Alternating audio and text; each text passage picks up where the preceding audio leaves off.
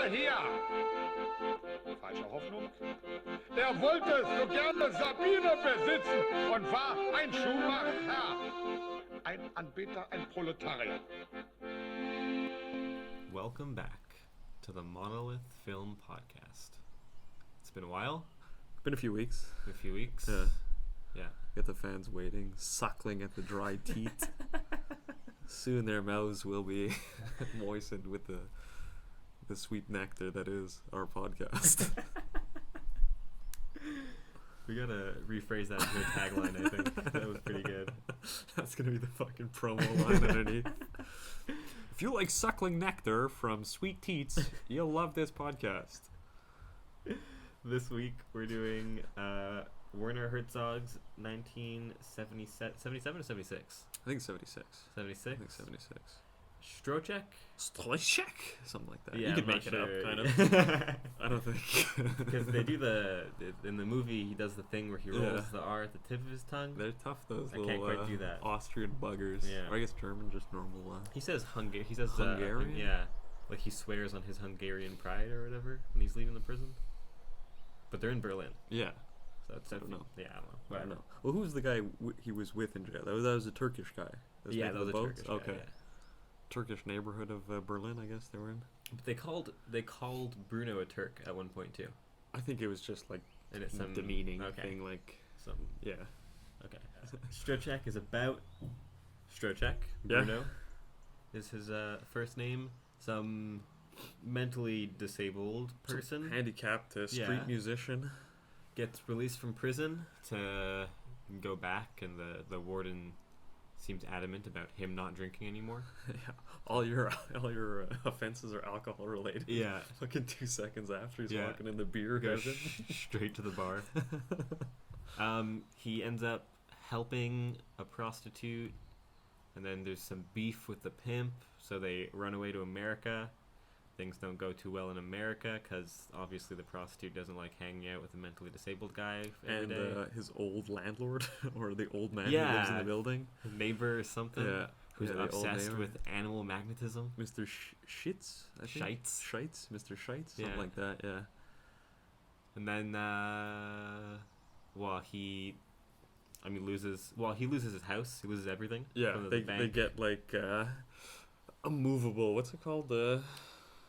Those things, like a trailer. trailer. Yeah, like a trailer home, and they're living on the property of the elderly neighbors. I guess like they're not really nephew and niece. Yeah, they met during the war. Or something. Like pen pals. Yeah, he calls him his nephew because of the age gap. But they're like pen pals. They're just buddies. Yeah, they're living on his property in Wisconsin. I think it is. Wisconsin. It doesn't pay the bank, can't get enough money, can't speak English, does fuck all. Old man just tests magnetism in animals all day for no reason. And Ava, the prostitute, runs away with a trucker to Vancouver. Yeah. Can you blame her? Wisconsin, Vancouver? I'd choose Vancouver most days. Yeah. I imagine she'll back to prostituting back then. Yeah, but like I imagine she'd dump those those trucker boys when she gets there. She already dumped the trailer boys. Yeah, she's dumping all the dumping boys. trailers, dumping truckers down to some Vancouver tight fuckers. That's how they like it over there. Yeah, and that's pretty much it. And he's fucking left with fuck all and a running dancing chicken at the end. Yeah, and then to ruin the movie. Spoiler alert. I don't know why we've never said spoiler alert before. Listen up. This is the first spoiler we've ever given. You're gay. Spoiled. Him and the old man just fucking flips and starts to think everything's a conspiracy and everyone's in on it. Yeah. So they go to rob the bank, but the bank is closed. So they rob the barber shop next door. Cross the street with the money they just got to buy groceries. Yeah, buy whole chickens. The old man gets busted right away. But they don't notice Bruno, who is buying a whole turkey. Butterball, like 12-pound turkey. And then he runs away. It looked like he went to like the Indian Reserve or something. Yeah, well, it's like some kind of. It seems like it'd be like a novelty kind of Indian place. Yeah, because there was a casino and all that shit. Kind of thing. And I think he kills himself thing. on the. I guess it's kind of implied. Yeah, on a chairlift. Yeah, up the hill. if in like proper Herzog fashion, you just like imagine him going back and forth forever, kind of thing. Like I think a lot of his movies end with just constant, just never-ending loop stuck in. Interesting. So yeah, that's the summary. Yeah, that's jump right in. I like. This is your first time watching it. This was my first time watching it. Yeah. I think it's like Diptych, 2 parts. Yeah. Pretty well halfway almost. Like an hour and an hour, kind of. I think. Really? Like Berlin, America? I think so, maybe. I think they spend way more time in America. You find? Yeah, I thought it was like 1/3, 2/3. That could be it too. Because I think it's like 1/3 in Berlin. Yeah. 1/3 in Wisconsin. 1/3 without Ava. Yeah, maybe. That might be it. Is there end credits? No, I don't think so. No, I think it just ends. Yeah, I think so that's the beginning. The... But I Herzog, anyways, he has like 5 guys with him. Yeah, that's what I doing figured, anything, and it's like it's the same 2 camera guys and fucking what's his name, Errol Morris running around. Too. Right. I heard every person in this movie was like straight up a local. Yeah. Because he didn't have any permits to film anywhere, so he just got whoever was already there to film. That's how you gotta do it. And this guy, Bruno Stroszek, his name's actually Bruno Stroszek, and it's like his life story is supposed to be. Yeah. Or just like the street musician idiot part. Yeah, the Berlin part at least. Town idiot. Maybe not the whole pimp stuff. No. But I read that his mom was a prostitute, and he was like sent to disabled camp during the Nazi regime, and he had a pretty rough child. I believe it too. I believe it. Yeah. It's 2 times he stars in Herzog movies. The other one is a lot more painful, I think. Okay. It's The Mystery of Caspar Hauser. Yeah. Something is it Mystery of Caspar Hauser? I'm not or sure. No, The Enigma of Caspar Hauser.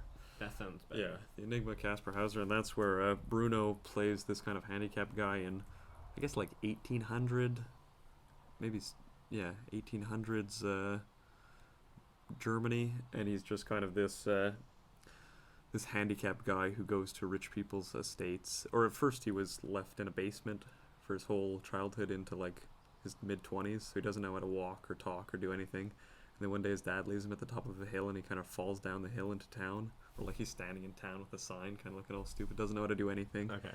And it's kind of him as an adult learning how to do things, like learning how to talk, and the whole time he's walking all stupid like. And then was it a bunch of these kind of big bourgeois people like just have him over as social kind of tokens, I guess. Say, oh look, I'm donating my charity to this this guy. It was more for ladder climbing means rather than good reasons, I guess. And then at the end he falls in with an elderly man who kind of actually helps him out. And it's just like a sad kind of heartwarming story like that.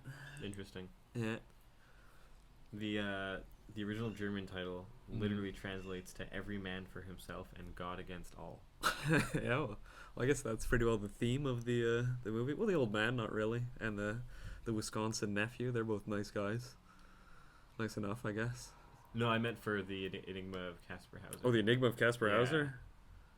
Oh, that's more fitting then. Yeah. Except for the old man at the end, I guess. But, or actually, I think the old man might get murdered and they think it's Caspar. I think that's it. I saw it like maybe a year ago. It's starting to come back. Yeah, and I think like in the last 15 minutes there's like some crazy drama thriller ending where you think it's Caspar the murderer. I think that's it, if I'm remembering correctly. But that wasn't one of my favorites. This one, on the other hand, I quite like. Yeah? I find it pretty funny. Yeah, I thought it was funny too. And the nonsense of it. Yeah. Even the, just like, the nonsense. The absurdity. Yeah. Even the sad parts are kind of a little funny. Well, it's almost like it's surreal, but realism at the same time. Yeah. Like the dialogues and the interactions and everything are just so strange and unrealistic, but shot just normal. Yeah. Almost half documentary almost. Yeah, I was going to say, this is my first time watching a Herzog film that isn't a documentary, but it still felt like a documentary. Yeah, that's pretty well the style. Like, it's a nice, like, the camera's still subjective the whole way through, but it's almost detached from the action completely. Yeah. It's pretty interesting.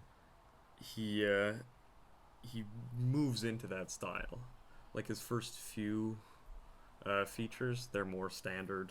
Okay. Here's a lens, here's a proper lens choice and a static camera or something, or a big pan. And then after that he gets more handheld and moving in the space Yeah. and moving with the space. With like each one of his movies after his first few, I think, is more of an experiment almost. Okay. I like how he shoots dialogue Yeah. in this one. Like, he doesn't do the typical... Shoulder.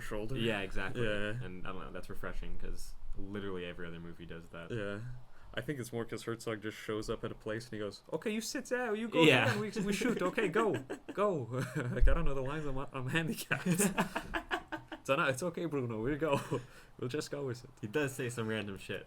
Bruno, yeah, there's Yeah. some funny stuff. Yeah.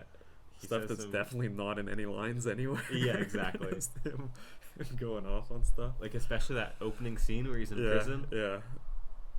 Some non sequitur comments. Yeah. I like how his fly's open. That's hilarious. I Just the didn't entire notice. movie, pretty much. The warden tells him, At the beginning. yeah, eh? put your fly up, and then you see him walk out of prison. His fly is wide open. Like, not just unzipped, but, like, fully open. And then, once he goes to America, and him and Ava kind of get their shit together a little, It's still open. it's the whole way. closed. Okay. And then when she leaves and he starts drinking again, it's fucking open again. I never noticed that. That's hilarious. Yeah, Dude. it's What- real funny. What time in between him leaving, hard cut to him on the street, did he take a piss for it to fucking open? That's like a straight cut of him leaving. Yeah. That's pretty funny. Like That the is second he hilarious. walked out of prison, he's like, "Oh, flies open, Time boys. for a Let's front go." shit. Let's go. Whips out the old dinger instantly gets out. Bruno, you're going to go back. Put your dinger away. Oh man. I used to be able to do a Herzog impression. I don't think I can do it anymore. Yeah. This is the. What's something that he'd say? I don't know, dude. Nature will come and eat you if not. That's more Arnold going in. I don't think it worked. That was pretty good. I though. used to be better at it. Throughout the episode, we'll update you. Every 15 minutes, I'll try again. Here I have, one person that kind of liked Herzog a lot was Roger Ebert. Yeah. I like him a lot. I have a review from Roger Ebert here that says, "Who else but Werner Herzog would make a film about a retarded ex-prisoner, a little old man, and a prostitute who leave Germany to begin a new life in a house trailer in Wisconsin? Roger Ebert, 4 on 4. He loves it. I think he gives everyone Herzog movies 4 on 4, though. Yeah. So I think it might be a bit biased. The 4 scale's weird. Yeah, well, there's no halves or anything either, I don't think. Oh yeah. I don't think. Interesting. I wonder how he decided on 4. 4 and 4. Well, I guess it makes it more broad. Like, you don't have to give a direct 78 on 100 Yeah, or that's something. true. He goes, it's in the upper quarter. But at that point, just Yeah, fucking Say good. just either, Yeah. Did I like it Yeah. or did I not like it? I guess you could do that. I don't think I've ever seen a 0 on 4 either. From him? Roger Ebert, no. Or I guess it's 0 to 4 is 1, or 0 to 25 is 1, and 25 Right, to 50. true. I don't know, like when a critic becomes as popular as someone, like, I tend to stay away from their opinion. I think he's definitely biased, though. Yeah. Roger Ebert, for sure. Just because I think he really didn't like horror movies. Oh yeah? Or he thought any kind of body genres, like, I don't know, like a rom-com or like Yeah. a melodrama and like gore horror, not like atmospheric horror. I think those were all some kind of stigma or some kind of like bias right away where you drop it down a few points Interesting. just because it's a body reaction you Yeah. get from it. Same thing as like a porno. Right. Like you give a porno a low rating even if the dialogue was great. Wow. Depends on the porno. Depends. I guess, I mean, there's some validity to that, Yeah. but at the same time, Well, I think it's still reaction, though. If you get Right, an yeah, intellectual exactly. reaction or a fear reaction, you're still listening to something from an audience. You're still Yeah. doing some kind of job. right, the fact that the movie Yeah. can do that is still Yeah. pretty impressive. Any Because a kind of lot of horror reaction. movies fail completely to do that. And they're a different genre. They're getting a different reaction. Right. They're laughing or something. Yeah. Or you're just cringing at how bad it is. Yeah. So I think it's just as tough to get some philosophical point out as it is to get someone to start cracking up. I would agree. Might be just as hard to get someone to laugh as someone to go, fuck, maybe, eh? Those are my two reactions.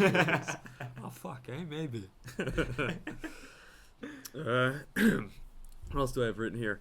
Bruno S. playing himself, mentally handicapped street musician, while he plays his accordion in the apartment courtyard He accents it with his little, I don't know what you'd call it. I couldn't think of the word then. I can't think of it now when I was writing the note, I mean.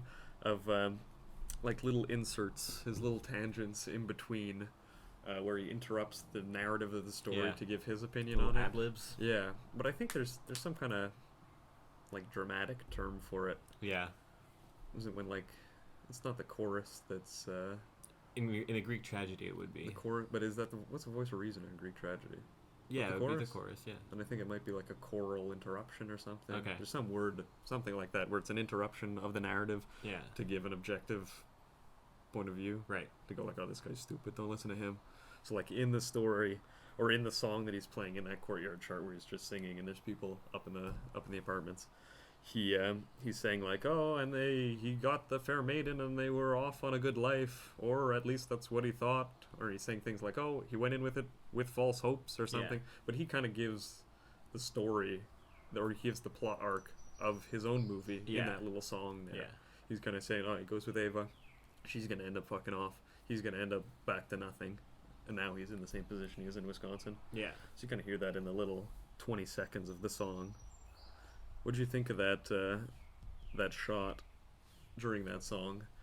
It's kind of a displaced point of view shot where it's looking up and it just does a 360, looking at the whole courtyard with everyone poking out the windows. Yeah, I like that a lot. It's pretty cool. That's one of Herzog's signature tells. Oh yeah. One of his things he throws in tons of his movies, just like 360 pans. Okay. Like full pans. Yeah, he did that in the warden's office as well, or not the warden's office, but the just in the prison, the like jail, one of those just first around. scenes. Yeah. He'll start a lot of scenes, I think, with a 360 pan almost. Yeah. Just like a weird camera movement you never see really. I think if I remember correctly in that opening scene, he doesn't follow the character either. The character moves right and he pans left 360, and then they meet up again. Oh, that's pretty cool if they do that. Yeah, but he'll like one movie, it's pretty cool. The movie's bad. Okay. But just the opening, maybe it's like Cobra Verde is what it's called. It's with his main leading man, Klaus Kinski. Okay. And I think it's the last movie they did together in maybe late 80s, 90, early 90s, somewhere around there. And it's about, I think it's kind of like colonial era, maybe 1800s, early 1800s. And he's, I don't know if he's Dutch or German, some kind of maybe mercenary guy, and he gets sent to a plantation, and he ends up impregnating the plantation master's 5 daughters or something. Like, he gets each one of them pregnant, and he gets kicked out. I think that's a pretty funny scene where they all walk in pregnant, he's just standing there. But then after that, he gets sent to somewhere in Africa. Like, yeah, I think South Africa he gets sent to, like some colony of South Africa. And he ends up being like an outlaw bandit guy there. Like, the images are super cool, but the dialogue and everything is pretty stupid, and the voiceovers are so bad. Oh, okay. Like, they're so out of sync that it's hard to watch it. Like, a lot of the guys too are like disabled and like missing arms and things. Like the bartender at the beginning, there's some bartender who's completely disfigured, and his mouth just kind of opens up and down. And you hear some guy's voice, "Well, if you come here, you can go do this." Weird. It's like, it's too much of a disconnect almost between the soundtrack and the pictures on screen. Okay. But if you watch it on mute, fucking awesome movie. Oh, interesting. 9 on 10 with the soundtrack. 5 maybe, 6 maybe. Okay, what if you like separate the dialogue from the soundtrack? Yeah, if like you could have just the music, that'd be sick, dude. Yeah. That'd be a fucking cool movie. It'd look like a western in like Africa, and he's like walks around with like a robe on and a gun and stuff. It's a little goofy, but I mean the pictures are really cool. Okay. The images are fantastic. But in that movie, it starts off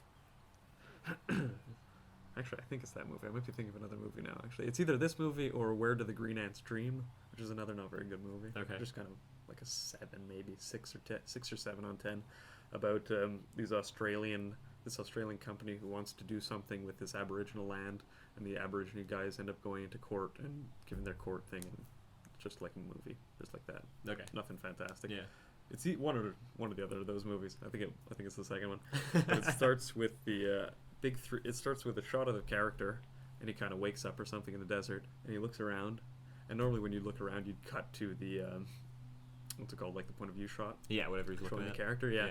So it starts to go to the character's perspective, and it starts to do a pan at first, but then it slows down, and then it goes into like a normal robotic kind of pan. So you're caught off guard for a second, going, "Oh, what's going on?" Then you think like, "Oh, maybe title credits are going to come in or something," and then it pans all the way back around and ends back in a close up of the guy. So that kind of shocks you out of the space, because like the first half you're thinking, "Oh, I'm looking at this guy's perspective," Yeah. and then you're like, "Oh, is this just a cutaway scene?" And then it cuts back to him, and you're back in the first shot. And some about it's just shocking about the trick of the trick of the thing. Like you think you're in his perspective, but then you see him like through his perspective almost. That was just a long-winded example.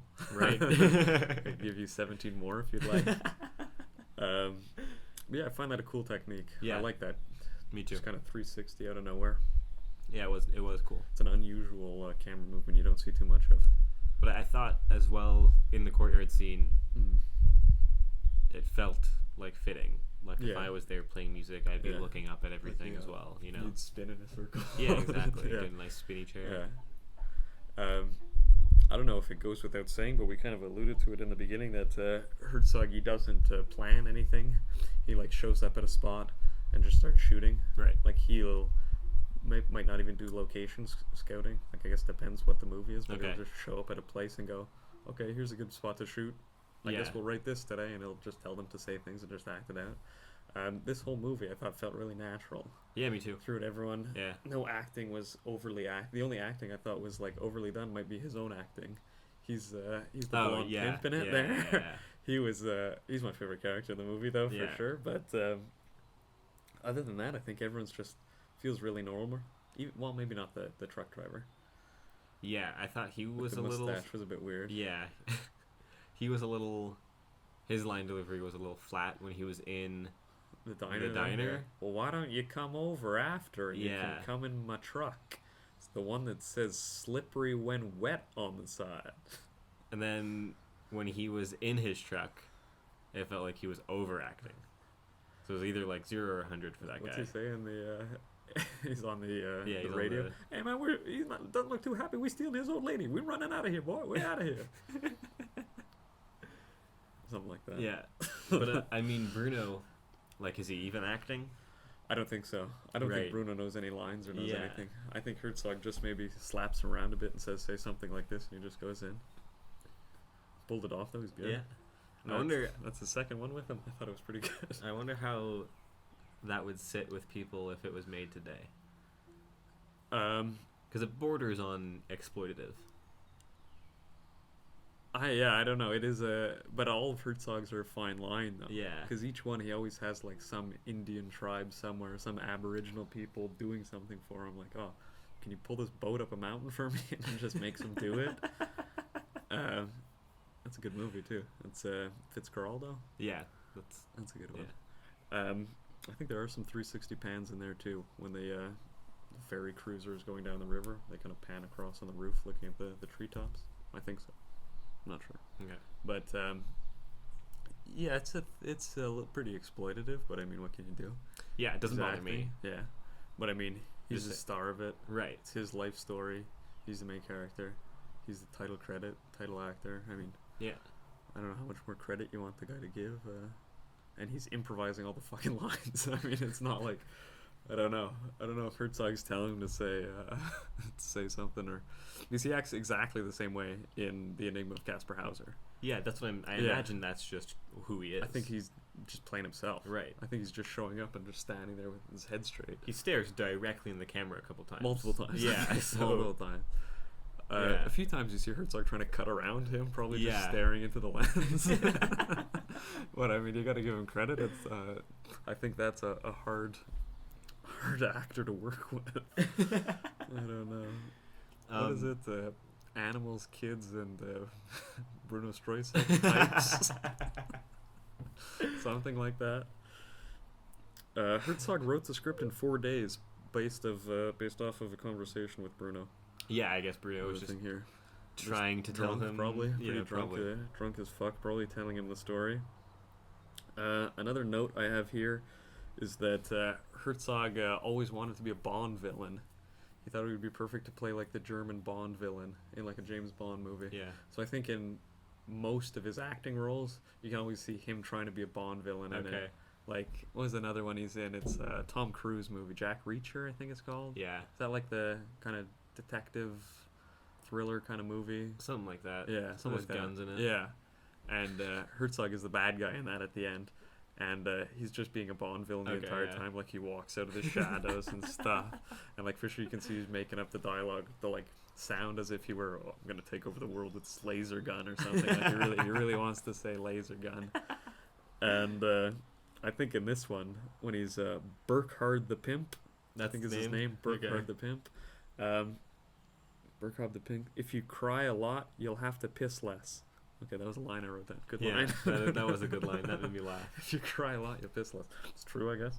But yeah, I think he's just playing Bond villain in the whole time, or he's just overdoing it to be like that kind of stereotypical bad guy or archetypical bad guy. Yeah, definitely. The villain character with no redeemable factors. Yeah, his fur coat is just absolutely ridiculous. It's so funny. Yeah, what is it? He's got a fur coat and bleach blonde hair with a fat blonde mustache.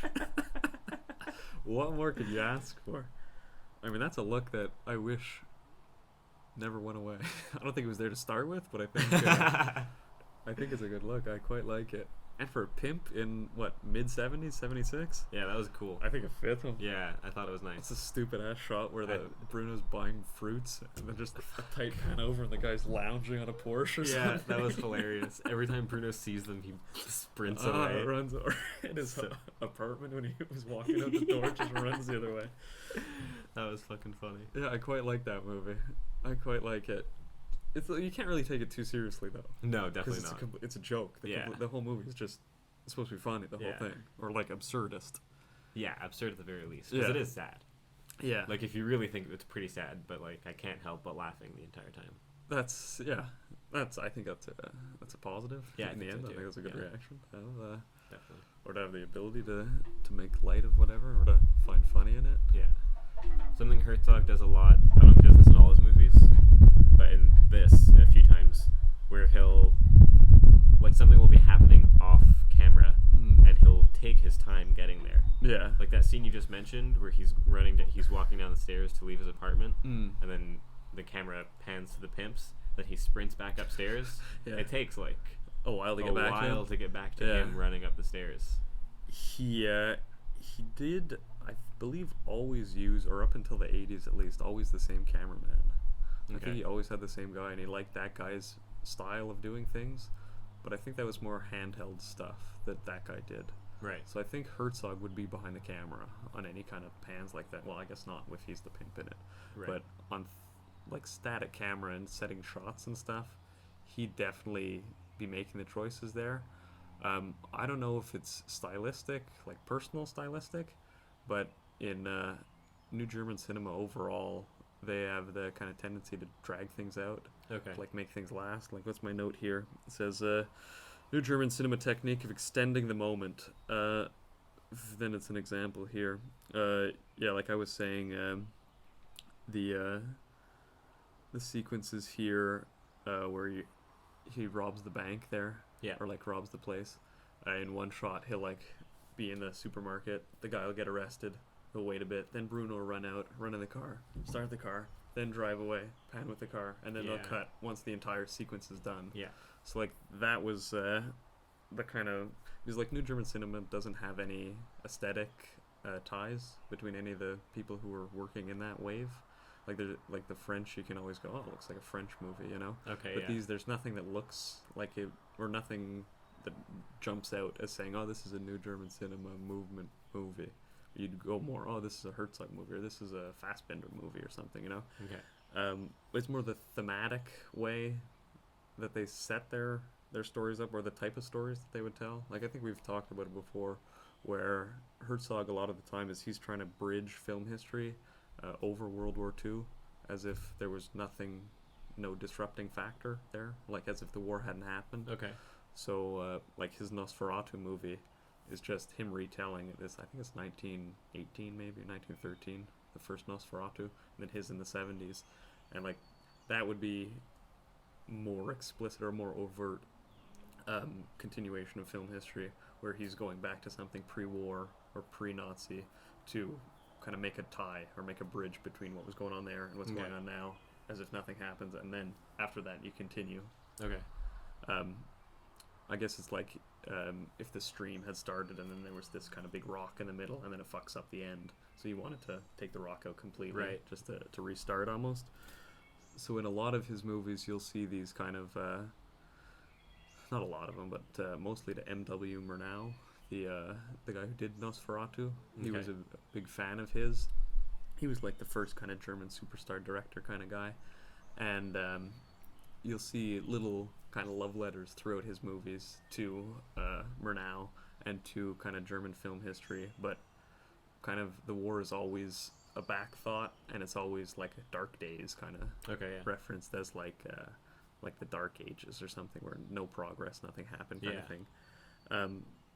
Even in this, what were they saying? I guess we'll get to that after. But one thing that they all had in common, all these new German cinema guys, was that they kind of wanted to continue this German tradition, forgetting the kind of fascist elements of it, and make kind of more, not really liberal, but more experimental movies. Okay. Each in their own style, but they had certain things that stuck with them all, or that they all kind of talked about, and these kind of sad but funny at the same time, kind of surreal stories. One thing they do is they'd let the takes go completely. I guess I already said that, but I don't know if that's some kind of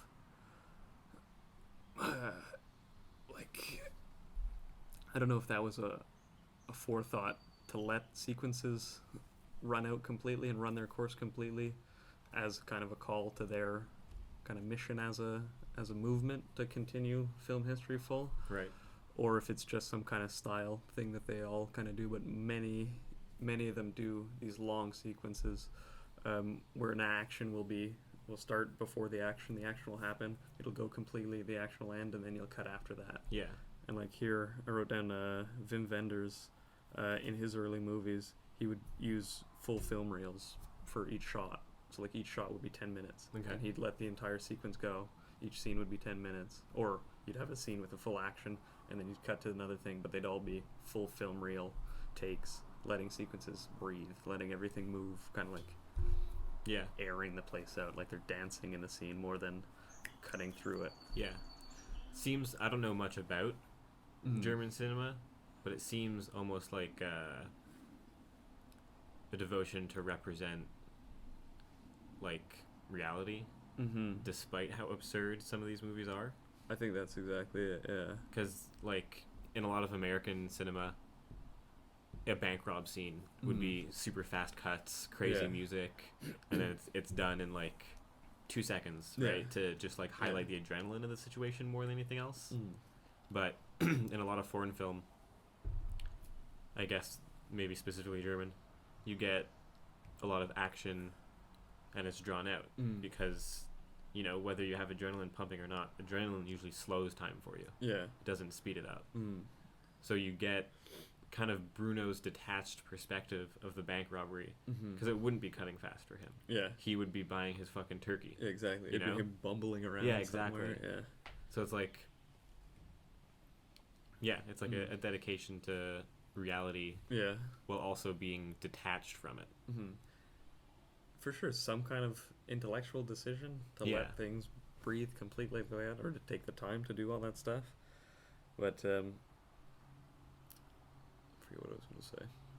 Anyways, it's fun. I like it. Yeah, I liked it too. I like it a bit. Yeah.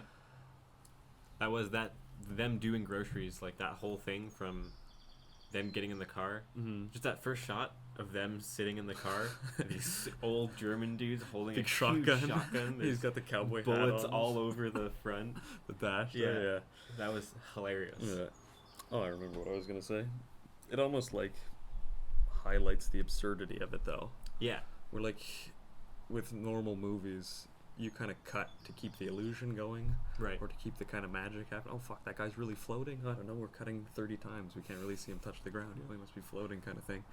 But then with something like this, where you rob the bank, it's like anti-heroic and anticlimactic, and kind of it's hilarious with the guys going, "Oh fuck, what? You have this or something?" Gets arrested right away. And like it's almost so stupid that the absurdity of the length of the take also keys you into the absurdity of the thing. I remember what else I want to say too. Helps out. Oh, I just forgot again. I think. I was thinking like maybe it's something or some kind of result of the kind of horrors of war or what they saw in the war. Because I remember Herzog in one interview or one time saying that, or actually it might have been in the Little Dieter Needs to Fly movie where they're talking about kind of post-war when there was German depression after that. Yeah. And people were like eating garbage grime, like scraping the sides of garbages and eating boiling drywall and eating that to get any kind of minerals.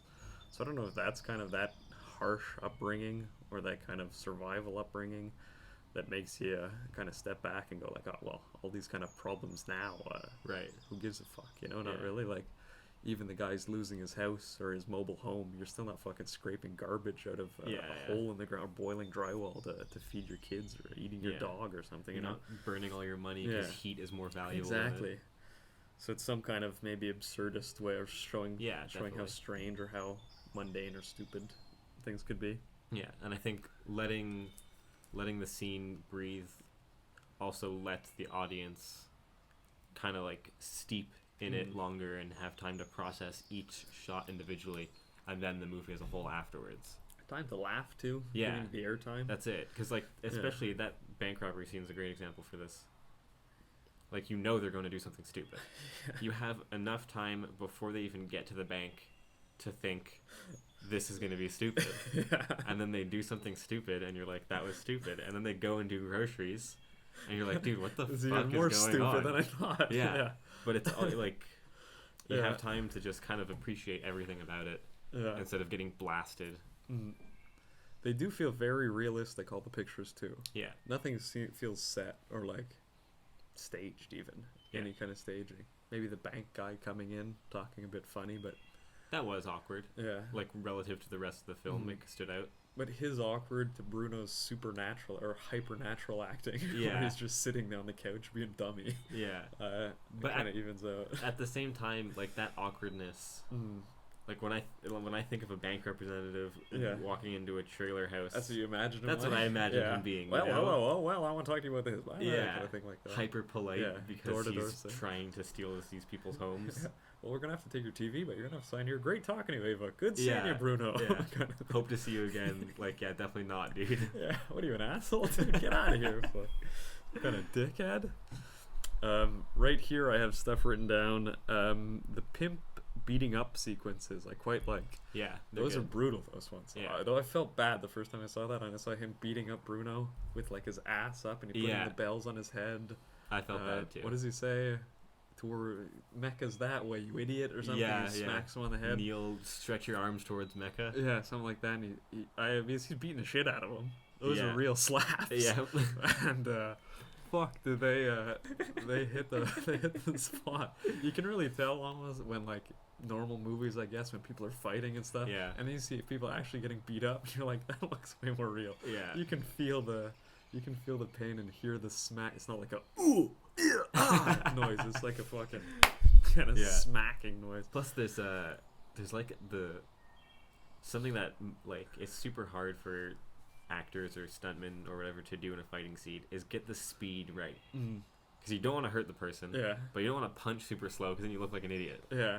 But you can always tell when it's real because it's fucking fast. Yeah.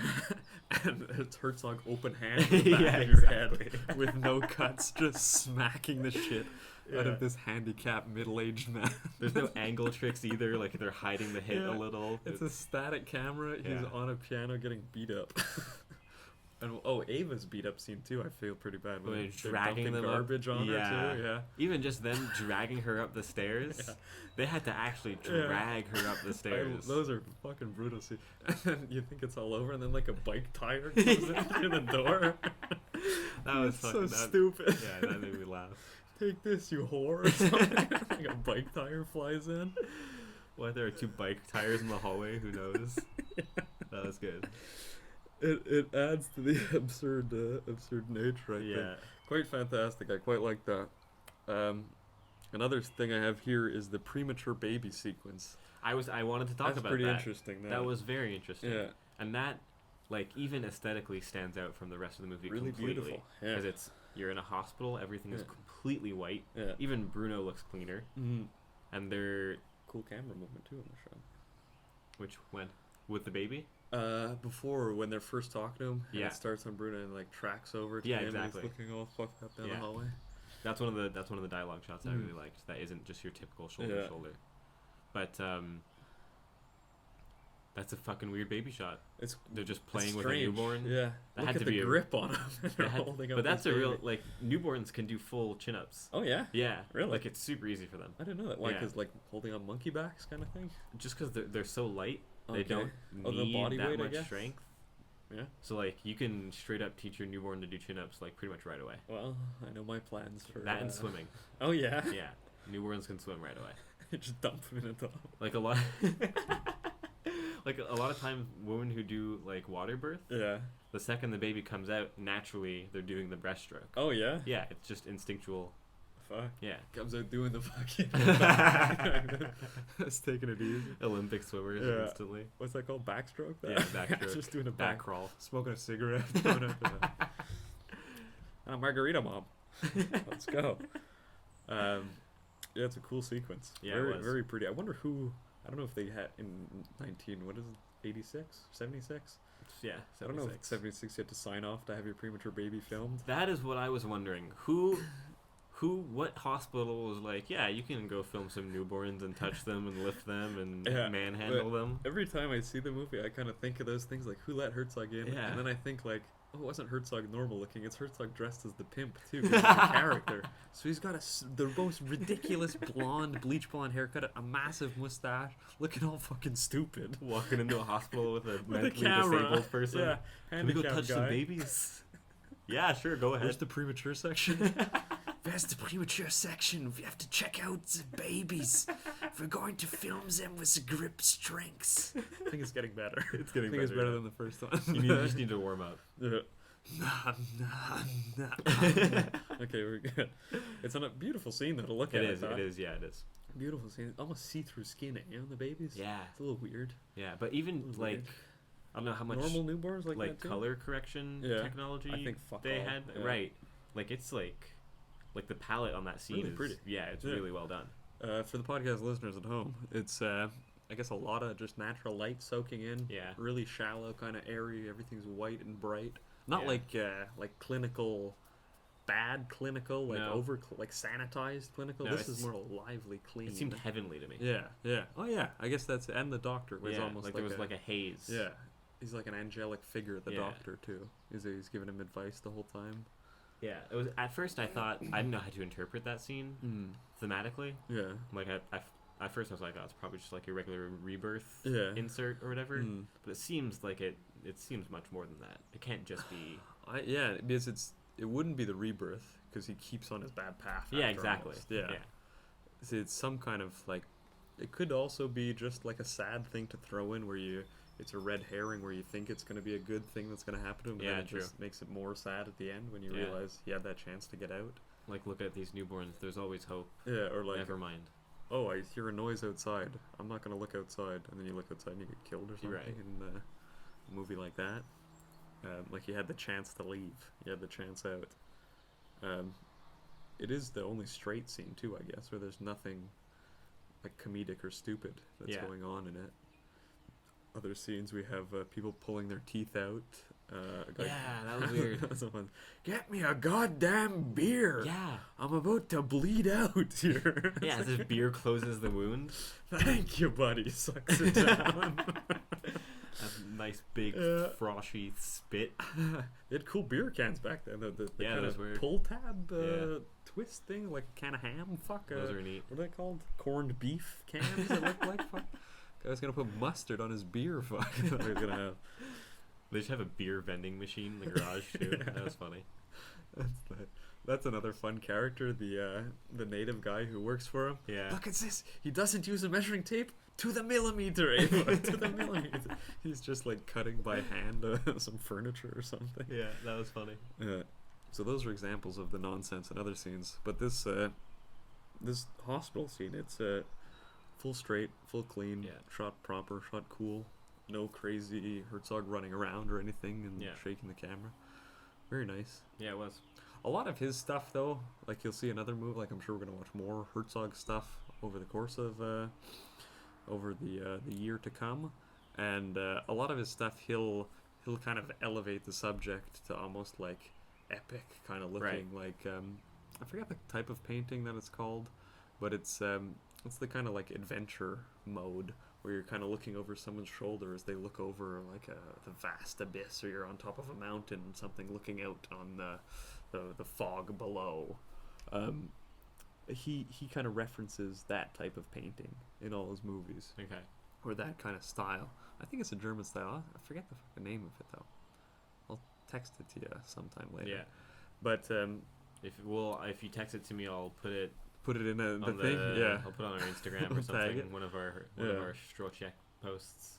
I can definitely get you the examples that he's drawing from, or the paintings that he's drawing from, and they're kind of Victorian era adventure. Let's seize the world kind of things. That does sound very German. And always mountainous too. Yeah. A lot of mountain climbing, and they kind of boost the normal into the epic kind of, where like it'll be a picnic scene, but we'll do a picnic on top of a mountain with a tree hanging here and open valley on the, like they'll make it big, like, so he'll do something like that, like in this kind of baby scene you're kind of floating around the baby, almost low angle looking. I don't know if there's music on it, but there's always some kind of like heavenly score that he'll throw on these sequences, and he'll really build up the majesty of nature. Even in his documentaries, he'll build the majesty of it. Yeah. And yeah. Yeah, definitely. Like even like Act 1 compared to Act 2 and 3. Like I was expecting this like big pimp versus mentally disabled like crime drama thing. Yeah, I wouldn't mind that. And then like after the first act they just bail. I was like, you know what, let's just leave. Let's do the American dream. And then it bails again to something exactly. complete nonsense. Well, it's almost like the story's devolving from movie to real life almost. Like you think it's a movie at first. Yeah, definitely. Stage kind of movie. Oh, here's a thriller movie. Yeah. And then it's like, oh well, maybe it's something else. Maybe it's a finding yourself movie. And at the end you're like, it's just fucking people like normal life, just stupid shit. I really wrote. I was like, wow, okay, so this is just a slice of life. Pretty well. That's most of his stuff though. Yeah. And then the ending is just ridiculous. I love how, not to jump ahead too much, but like at the very end, right before he goes to the chairlift, he just starts the truck, makes it drive in a circle to just fully kill the truck. That's another thing Herzog does in a few movies. So that same exact shot with the truck going in a circle. Yeah. Interesting. In I got it written down right here. In Even Dwarfs Started Small. Yeah. That's another kind of slice of life stuff. He has a few movies like this where it's almost a story, but there's no story really. It's like, okay, Bruno goes to America and then nothing happens kind of thing.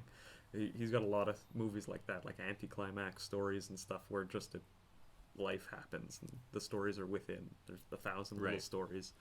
And this one, Even Dwarfs Started Small, it's about some kind of another hospital. This is filmed beautifully though. This is all kind of static camera, like massive wide angle lenses. Not all static, I guess, but all tripoded cameras. Yeah, I know what you mean. Massive wide angle, beautiful black and white, high contrast stuff, like black, white. Right.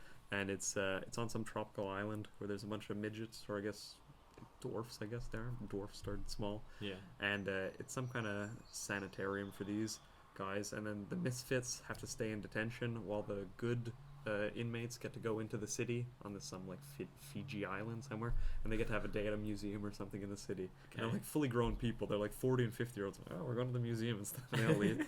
And then the dwarfs that are left just take over the asylum and just start going nuts. And it's just them destroying everything for almost 2 hours. And it's awesome, that movie. It's fantastic. And at the very end, when they but it's the kind of same thing, like they devolve from organized into like a little like peer pressure kind of stuff. Oh, why don't you kiss her kind of thing, like childish stuff almost. Okay, yeah. And then they get more and more violent as they go, or more and more deviant, or like they're devolving back to like primal. Yeah. And like one time there's blind characters and they'll like steal their sticks and beat them up and stuff. And you don't know what's happening with the blind. So it gets more cruel as they go. And then they're like, I think they kill pigs or kill goats or something. They kill animals in it. And then they start burning down all the trees around everywhere. Then they just start lighting the asylum on fire. And then one of the last shots is they kill a monkey and they put it on a cross. And they're walking with this cross monkey. And I think they throw it in the fire and just light it up. Probably all real stuff too. A little sad now you think of it. But, They probably killed a lot of stuff in those movies. And one of the last shots is they get a truck and they jack the wheel completely to one side and just let it spin out. And that's like throughout the movie. That's kind of their lifeline. Almost this truck spinning fast at the beginning, and then it slowly starts fucking up. Then you hear like wheezing, and then once their story's done, almost the truck stops moving, and that's the end of the movie almost. Okay. So the circular motifs, I guess, even with the panning, like the 360 pans, I think it really is a new German kind of recurring motif. Even breaking down the movie into Act 1, 2, and 3, each act is circular into the next. Pretty well. Like he leaves prison. Enter Ava, leave Berlin, enter Ava, leave Ava, enter death. Pretty well, right? Or just restart, even. Yeah. Back at nothing, But it's always like that same loop. And it's implied that he's been with Ava before he ever went to prison. Yeah, or they know each other. Yeah, maybe this has happened 10 times before. Yeah, exactly. And she runs away a few times in the movie, too. Right. A lot of the movies are about the circularity or just things not working out and even being stuck where you are. Now that I'm thinking about it, he plays the accordion. There's like a very back and forth thing. And like, I don't know, a lot of what he does is pretty circular. You'll see in a lot of Herzog movies, it's a lot of this kind of people stuck in loops almost. Like they try and make their life better, but then it never ends up getting better. Like Fitzcarraldo we were talking about before, where the main character Fitzcarraldo, Klaus Kinski Fitzcarraldo, he wants to become a rich rubber magnate, so he goes to South America, gets money from his girlfriend, buys a boat, takes it down to the Amazon River, realizes he can't get over to the other river, or not the Amazon, some other river. He realizes he can't get over, so he has to get all these Indians down there to cut down all the trees, and they pull the boat over a mountain because there's rapids, they can't make it over. And they make it to the top, they get to the other side, and they realize that the Indians... have you seen the movie? No. I won't tell you the whole thing. I don't mind. Okay, then the Indians end up destroying the boat at the end, send it back down river. So he ends up going through the rapids and destroying the boat anyways, loses his investment, loses his loan, loses all the money, boat's destroyed, doesn't have any rubber. And then the girlfriend's like, oh, it's okay, you can always live with me. And she's like just some rich lady, like some rich colonial lady. Yeah. And the movie ends with him back in the exact same spot that he started in. Yeah. And like most of his movies just start like that. Like it's someone trying to do something and then it not working out. Right. And then they're back where they started from. Very cool. Most of the time they're in worse spots than they are when they start off, but Fitzcarraldo's perfect circle. Right. Starts exactly back. He's with I forget her name, Claudia something. She's very good. Claudia Cardinal. You'll see her in a lot of Western movies. Once Upon a Time in the West. She's the femme fatale in that. Here I have another note written that says, in Nazi time, pain was physical and visible, but in America, the pain is hidden. Yes, that was one of Stroszek's speeches, which is probably his only scripted line.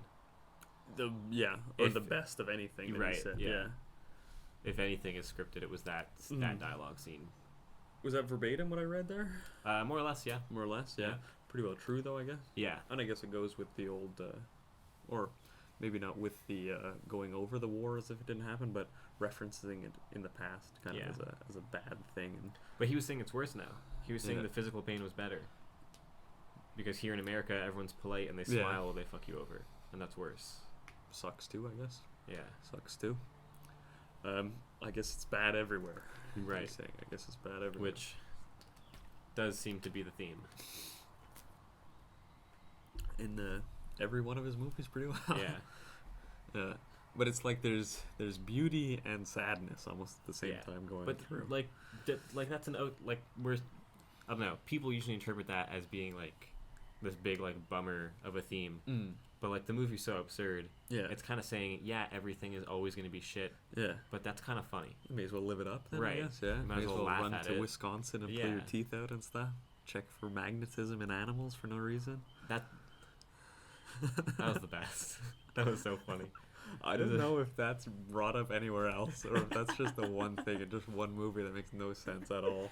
If anyone hasn't seen the movie and doesn't plan on seeing it for whatever reason, there's this sequence where it's a long sequence. It's it 50 minutes or something. That's nothing. And it's more than one scene. It drags on.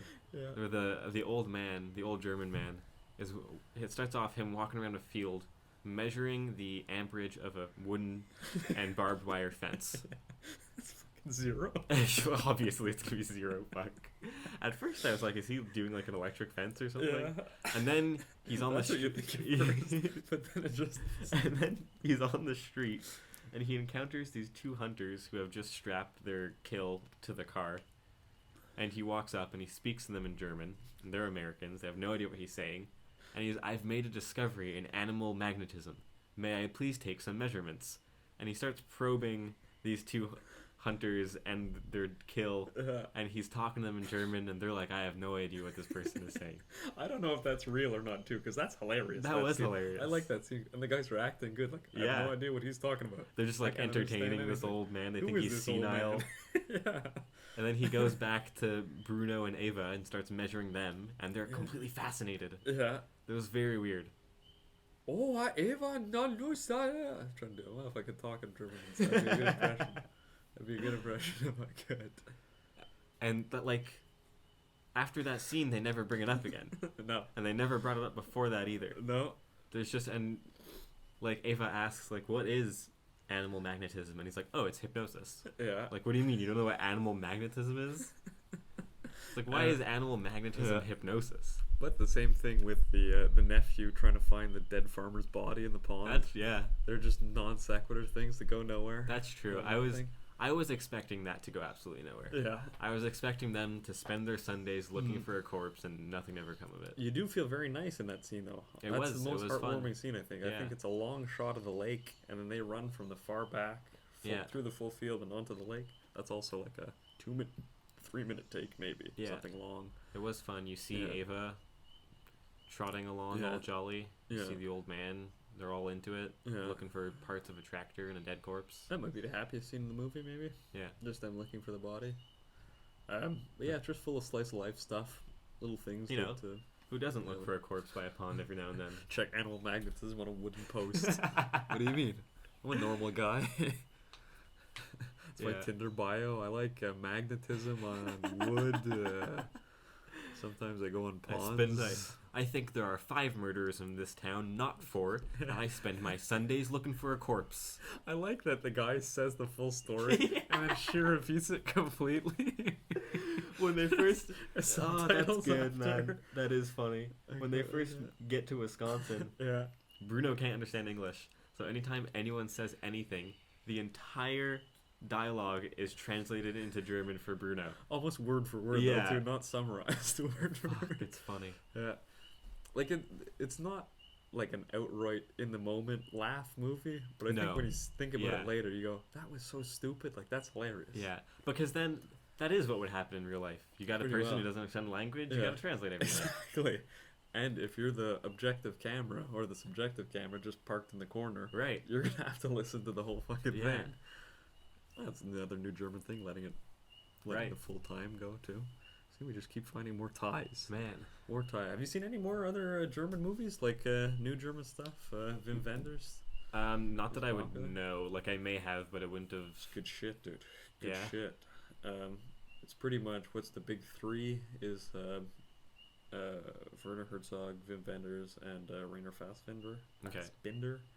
Those 3 guys are the kind of or the most prolific, I guess, of all the like new German cinema. They fucking pumped them out too. Okay. Like, I think Herzog has he's got 80 movies now, but fucking Fassbinder was even worse. He was kind of half TV almost. He would make like TV movies a lot of the time, but like studio stuff in a studio, shoot it super fast. But I think in his like 30 years or so of making movies, he made 120 or something. Holy so he'd make like 4 movies a year, like some nonsense number. Yeah, that's ridiculous. Yeah, and they're good. Probably not. I can't tell you all of them. Right. But There's he's got like garbage. he probably has like 8 movies where you go, oh, they're new German masterpieces. But 8 out of 120 maybe are masterpieces. But yeah, that's like people like Stephen King. Yeah. Who write like 2 books a year and they're all shit except for a handful. Yeah. Yeah. It's like that. But yeah, they got some fucking good ones. Wim Wenders, he's got more. He started in Germany and then he went to America and did more like English language stuff. He probably has the highest production value, biggest actors, and most like American style of movie making, but still very much in the same vein as these, where it's kind of sad but very long, breathy, and there's always some kind of, at the end you go, or something, you feel some way where you don't really know, like, why the fuck did I watch Bruno for an hour and a half? his might be a bit more intellectual Okay. than just absurdist. Yeah. But they're quite fantastic. One I would recommend from Wim Wenders is The American Friend, starring my favorite Dennis Hopper. The American Friend. I think you've told me about that Yeah, that before. movie's sick. That's also with Bruno Gantz. Rest in peace, recently deceased. Oh. Tremendous mustache from the man also. You like mustaches, don't you? In 1970s and 80s movies, I think they fit good, dude. I think they look nice. If I see Donald Sutherland without a mustache, I'm not fucking watching that movie, dude. Unless it's MASH. I'll watch it if it's MASH. What else is there? Oh, so I think this came out in 76 as well. 76? Same Oh, year. yeah. 76 or 77. Yeah, so this is The American Friend. They're definitely bigger budget movies and properly kind of, okay, you've got the script girl. We wrote this script 2 years ago. Okay, we're going to write this properly, shoot it properly. But tremendously beautiful movies. Yeah. Tremendously beautiful. One little crossover. We haven't done any Jim Jarmusch movies yet, but I think they were on the chopping block. Yeah, there are a few. We had some. Jim Jarmusch's cinematographer is the same that oh, cool. Mr. Wim Wenders uses. I forget the guy's name. Yeah, I could pull it up here. Robbie Mueller? Yeah, Robbie Mueller, that's his name. Yeah. So Robbie Mueller will have done multiple Wim Wenders and multiple Jim Jarmusch. Dead Man. Yeah, you see Dead Man Yeah. right away.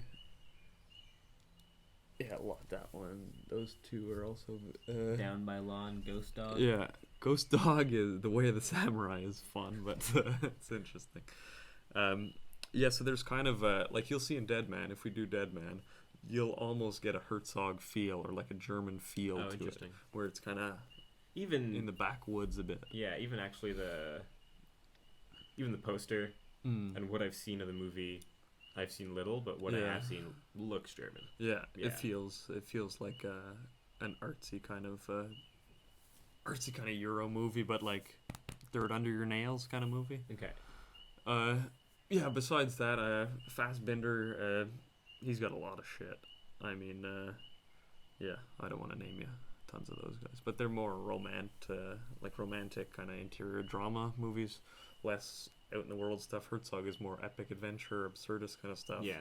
And Wim Wenders is more kind of sentimental, plot-based stories. Okay. Like affective stories. Right. Yeah. The other one I would say Paris, Texas. Maybe you. Yeah, I just saw that on the list. Yeah, Paris, Texas is fucking good.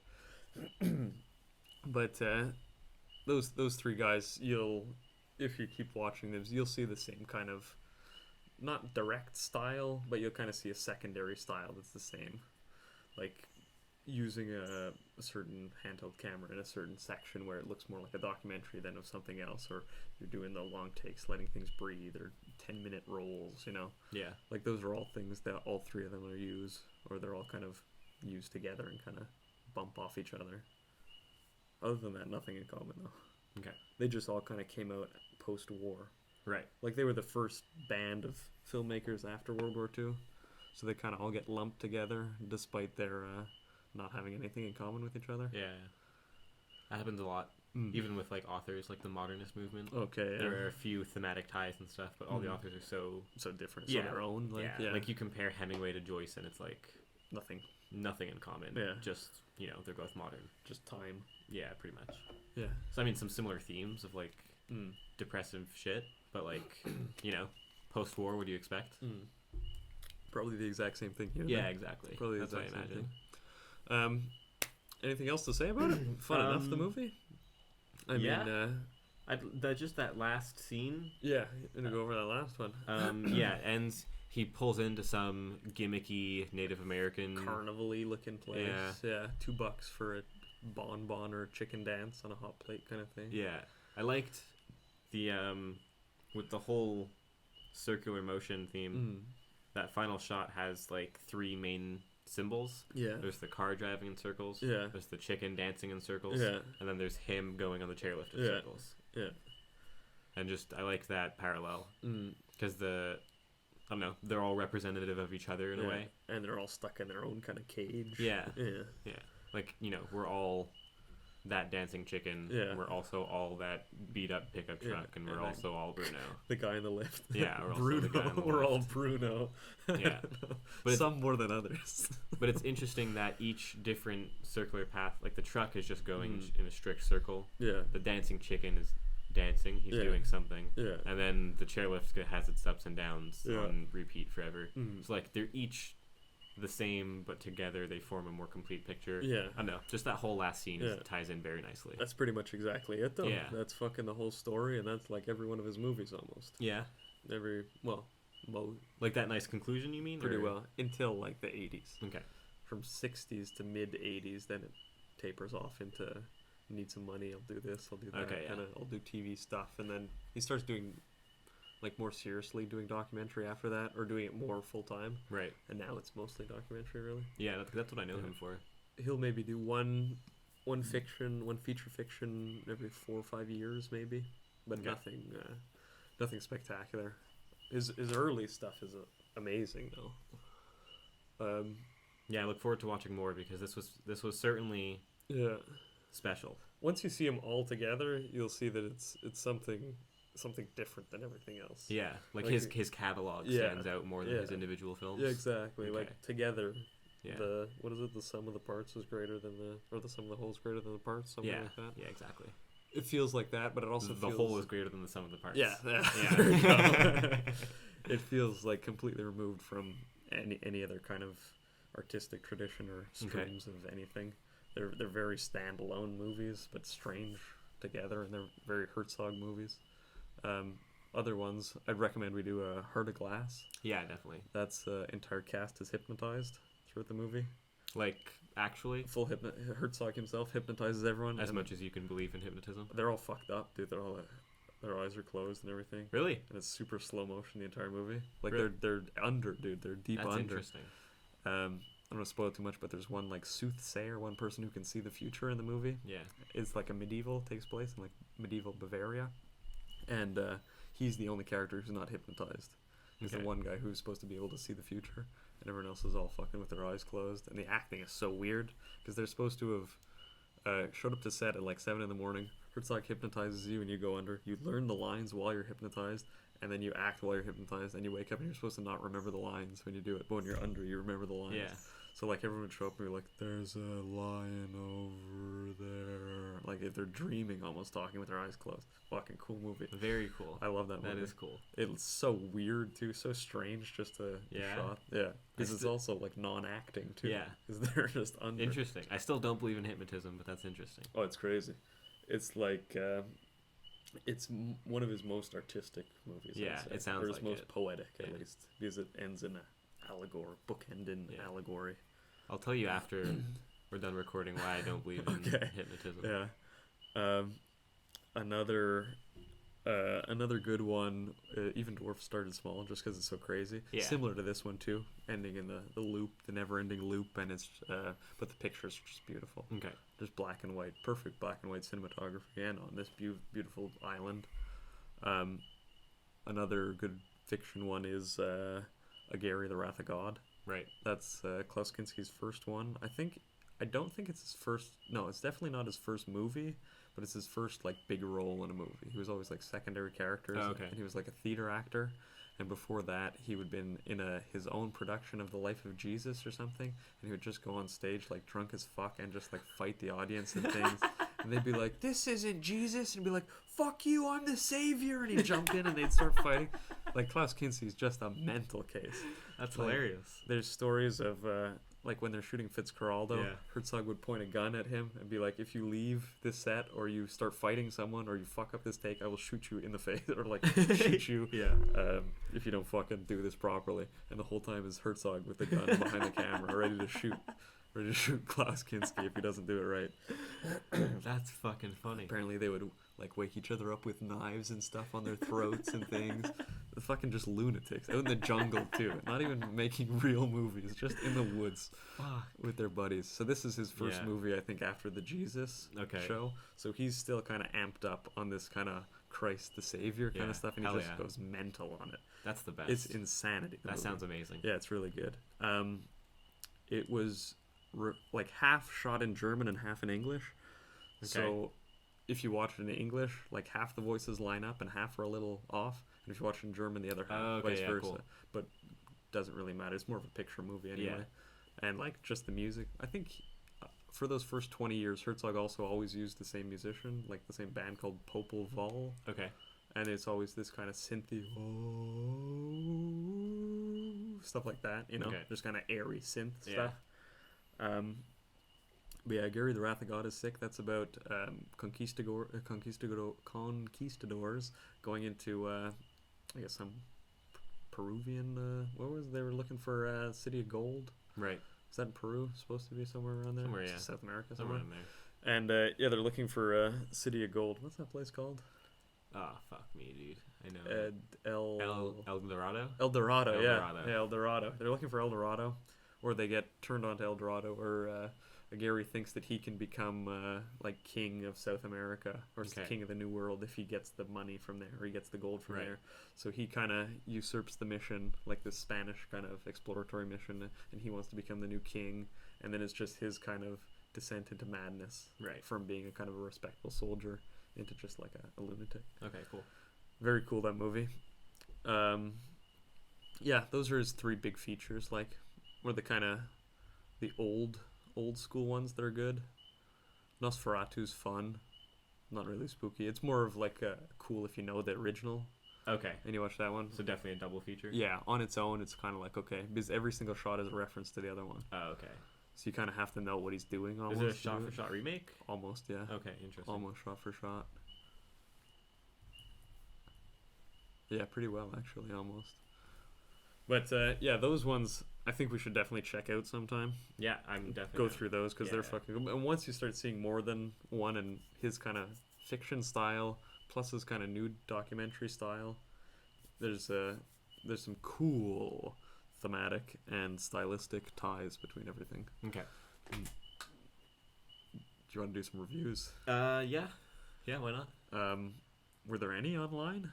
Yeah, there's a hefty amount. Oh, there's yeah.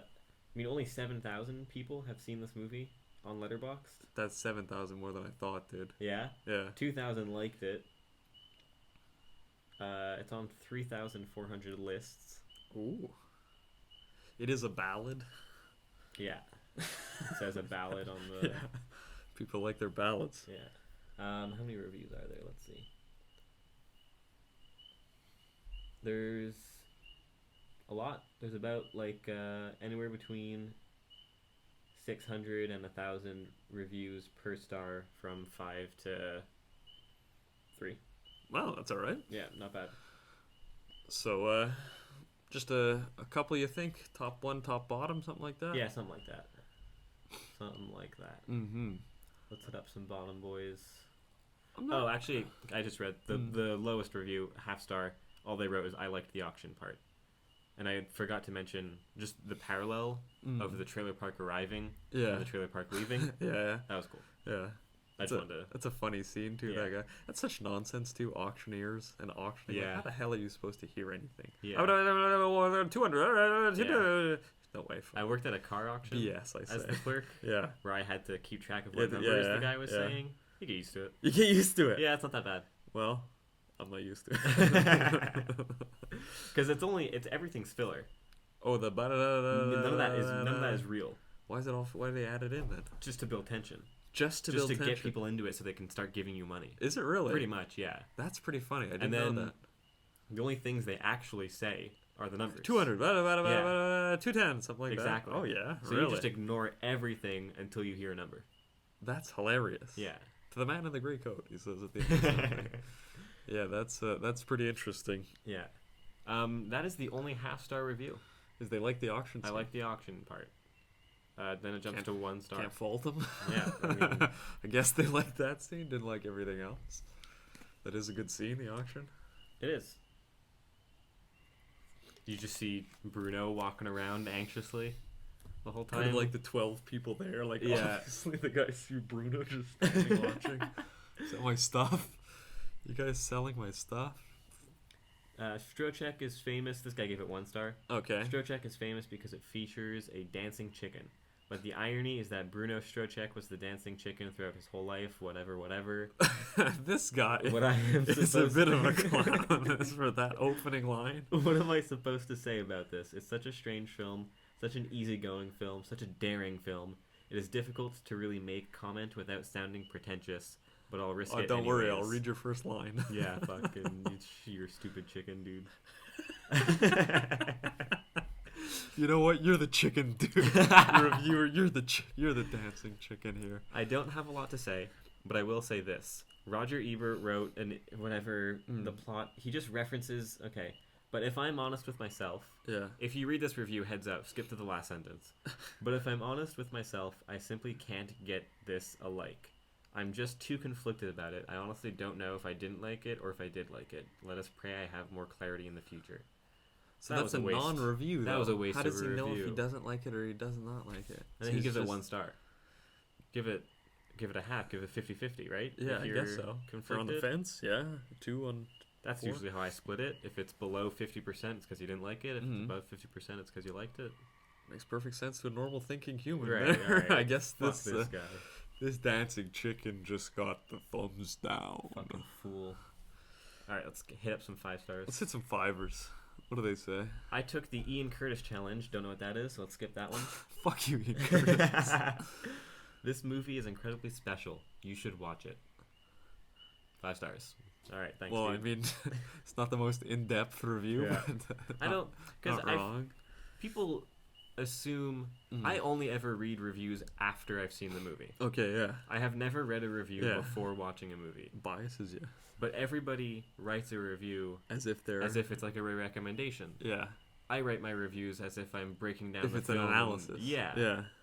So I'm always expecting something similar to the way I do it.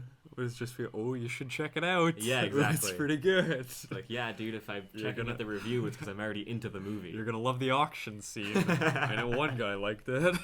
Nothing else though. He liked the auction. A despairing masterpiece. Stroszek retains a radiance of anguish that is impossible to forget. Often considered one of the bleakest pictures ever made, the powerful naturalism of its lead is what makes this film all the more heartening. Heart-rending. Heart-wrenching, maybe? I think, yeah, maybe. Rarely is cinema this full of truth. That last bit is apt, I think. Yeah, it's pretty... definitely realistic. Yeah. Definitely The part about it being the bleakest picture ever made... I don't know. It was pretty funny. Yeah, I was laughing. I laughed the entire way through. It's sad, definitely sad. But that's what absurdism funny, is. Though. Yeah, it's more so fun. Like, the bugle in the prison is fucking funny, dude.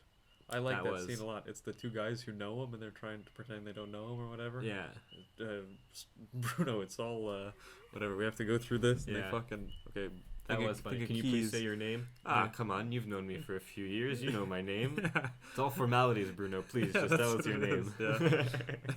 Like, you got a roll of keys, a wallet, a bugle, and it's like a 3-foot long medieval pipe. Like a medieval 4-pronged horn. That was fucking funny.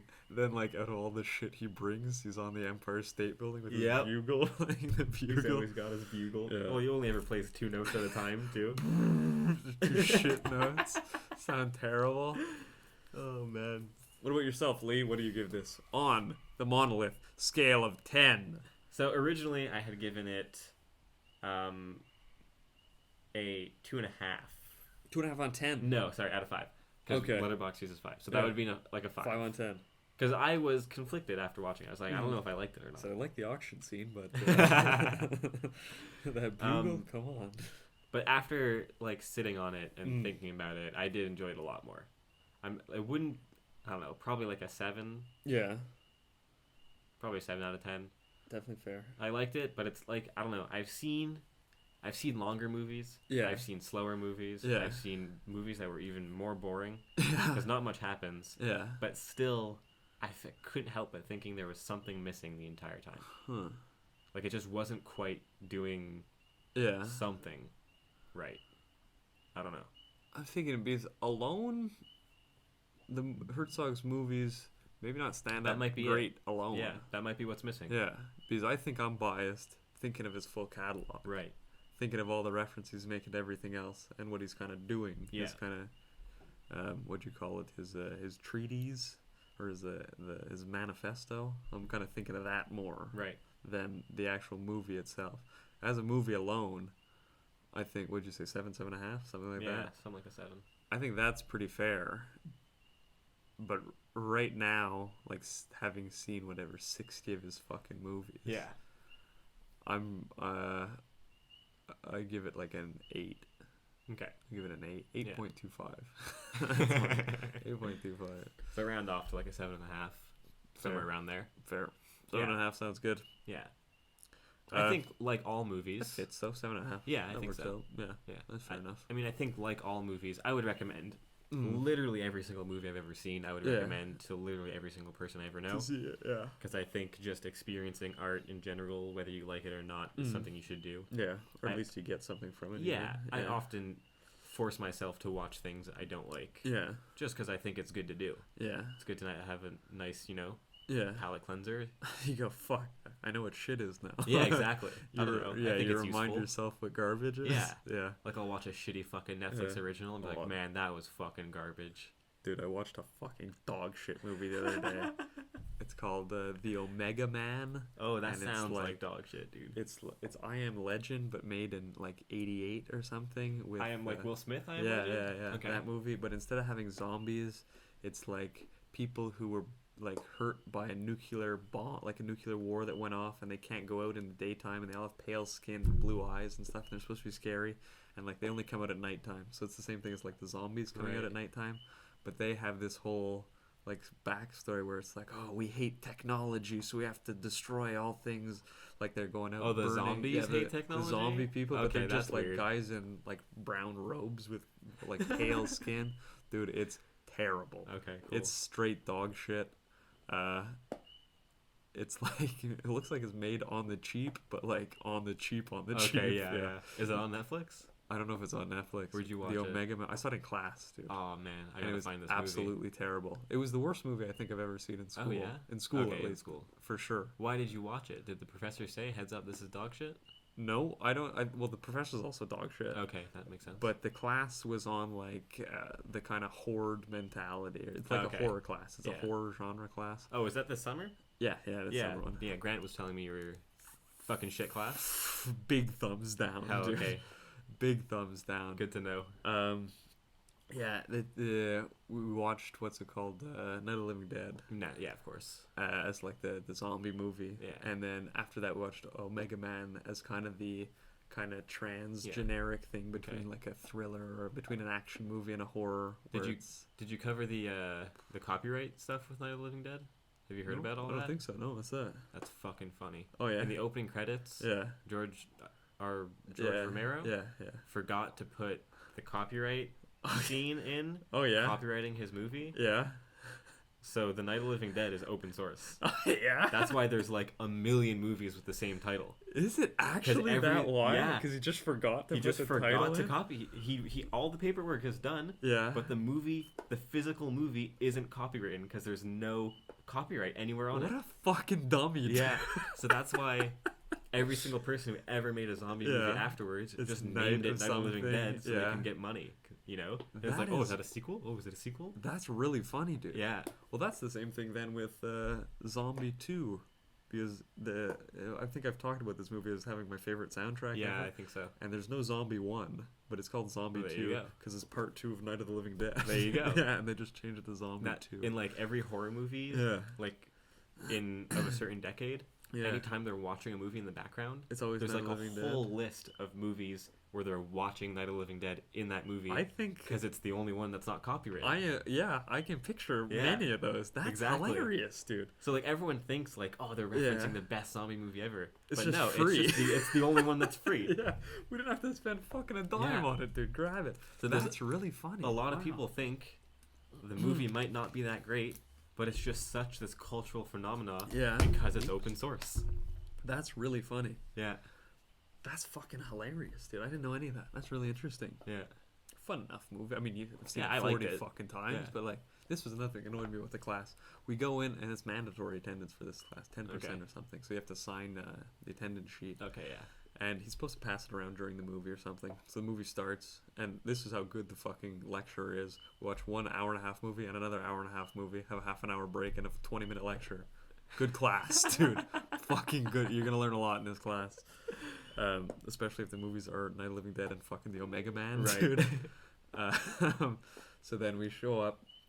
We'll watch a movie you've already seen 40 times, Night of the Living Dead. Yeah. You watch Omega Man, complete brain-numbing dog shit. Like, you know from... Like, the title credits start, and you go, oh, this is like a cool 70s kind of Miami Vice, like, or early 80s kind of cool movie. And then it just gets so fucking cheesy, and it looks so terrible. Before the opening credits finish, dude, you're like, this is a 1 on 10 fucking movie right now. Hell yeah. This is horrible. You can tell right away. From the last shot of the opening credits is him, like, jumping out of his car and shooting a building or something. And it looks so shit. Yeah, that's, like, my least favorite movie of all time now, I think, the Omega Man. Hell Fuck, yes. is it bad. But then we watch these 2 fucking movies. We run, like, fucking 5 minutes late. We get out. The teacher's like, oh, don't worry about attendance today. We'll take it next time. Buddy, I wouldn't have showed up for fucking anything, dude. To listen to your fucking lecture talking about zombie bullshit, nothing, nonsense, fuck. Yeah, just the same shit everyone already knows about zombies. God, dude. And to watch it fucking 40 times and a dog shit. Yeah. I was pissed off. Last Hell Wednesday, yeah, I guess. I was bummed when you and Grant told me about that class because it sounded cool. Now I'm pretty stoked I'm not taking it. It sucks, dude. Yeah. It's really bad. Very good to know. As like a summer free class, Yeah. take it. But I mean... Right, yeah, I'm sure it's an easy credit. Fuck, yeah, easy credit. Dude, I wrote the midterm in 3 hours today, dude. Yeah, there you go. So, that's a pro, but I mean, besides that, we'll have to release this in 3 weeks once the semester's over, so, Yeah, so he your doesn't know I teacher did it in doesn't 3 hours. He's one of our top listeners, he told me. He said he tunes in every fucking other week. What an honor that would be, man. If your Fuck. shit professor listens to your podcast. Hey, good podcast. I'm going to use it in class. Oh, do you have man. to? Oh, yikes. Which episode was it? Hopefully Cannibal Holocaust. Well, I guess that's it. That's Stroszek. Do you want to talk about the Cannes Music Festival? That just happened. Do you Cannes follow Film festivals? Festival? Yeah. I didn't really check into it. No, alright, fuck it. Fuck it. Yeah. Terrence Malick had a new movie. Yeah. That's interesting. A few interesting things, but I mean, Nothing crazy or I don't know. Like some movies Yeah. same as every festival. A few movies I'm stoked about. fun Oh, thing. actually, one thing. The director for The Witch, Yeah. something Eggers? What's Yeah. his name? Whatever. Some egg name. Wait a second. His Is new that movie. the boss from Mega Man? That Eggman? Is that his name? Stupid, dude. Was that his name? No, you're thinking of Sonic, right? Oh, is it Sonic? Whatever, dude. Who cares? Just a shit reference. The, That Dr. Egg guy? yeah, It is, Dr. yeah, it's yeah. Sonic. Yeah, it is Sonic. Fuck you, Mega Man. Use your robot arm for, the director who made The Witch, Yeah. his new movie premiered at Okay, yeah. The Lighthouse, Okay. with Willem Dafoe, Yeah. Robert Pattinson, and one other person. There's only Okay. 3 cast members. You see Robert Pattinson's gonna be new Batman. Yeah, I'm pretty excited for that. I He think looks, he fits the part. I think he fits it. Joaquin Phoenix as the Joker and Yeah. Robert Pattinson as Oh, is Batman. that what it's gonna build towards? Well, the Joker's airing this summer. I think they're done. Yeah. I don't know are if they they'll like ever. connected I don't know thing? if they're gonna cross Oh, over. okay, yeah. But I'm saying like this Yeah. generation Yeah, of yeah. Batman, I think might Seems cool. genuinely be the best one. Yeah, seems pretty cool. Yeah, it'll be hard Casting to. at least. Yes, Casting's exactly. fucking I good. mean, it'll be hard to beat Heath Ledger Yeah. Yeah. as Joker. Yeah. But I think Joaquin will do it differently He's enough too for him good. to stand. Yeah, exactly. He's too awesome. Yeah, Yeah. because who's that guy? Fucking 30 Seconds to Mars. I know who you're talking. Jared Leto. Yeah, Jared Leto. That was dog shit, dude. That was so bad. Big thumbs down Yeah. on that one. He's like buddy. some douchey fucking Gangster. Yeah, dude, that was so fucking lame. Yeah. No. Yeah, it's called The Lighthouse. Sick. Oh, was that the daytime horror you were telling me about? Something like that? No, that's Ari Aster's new movie. Oh, which that's, premieres this. Hereditary? That's Hereditary. Have you Okay, seen yeah. Hereditary yet? Still not yet. Dude, you gotta watch I had it on my it. phone and it expired on Netflix. You got, it's And what? well, no, like the 30-day download thing. So I just had to download it again. Okay. Yeah, I was just gotta fucking download worried it for a again. second. No, You gotta watch her. I did. We're gonna do it on the podcast. I'm gonna force you to watch Okay, it. we'll That's watch how I'll it. get Yeah. you to watch it. I started bringing my old Game Boy Advance SP on the Nice. train now, so I've been getting in some good Ruby Red time. Okay, let's wrap this up. classic Game Boys and fucking Sonic. Took out my Game Boy Color before I did it kick the ass. Alright. Thanks for tuning in, everybody. Stroszek. Sabine war ein Frauenzimmer fromm und tugendhaft. Sie diente immer treu und redlich bei ihrer Diensterschaft. Bis zu einem bestimmten Tag.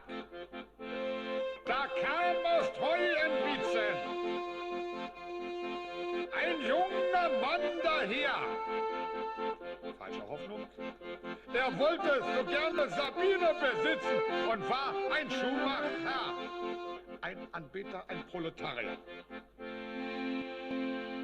Die Not kommt rein, sein Geld, das hat er ganz versoffen, mein Schnaps und auch mein Bier. Prost, Prost, Prost. Da kam er zu Sabine gelaufen und wollte welches von ihr. Da machte er so. Sie konnt ihm keines geben, denn keines war zur Stell. Da stahl er ihrer Dienerschaften 6 silberne Esslöffel. Immerhin in der Tasche, so hat er seinen Arsch getreten. Doch schon nach langen 18 Wochen, da kam der Diebstahl heraus. Da jagtet man mit Schimpf und Schand Sabine aus dem Haus.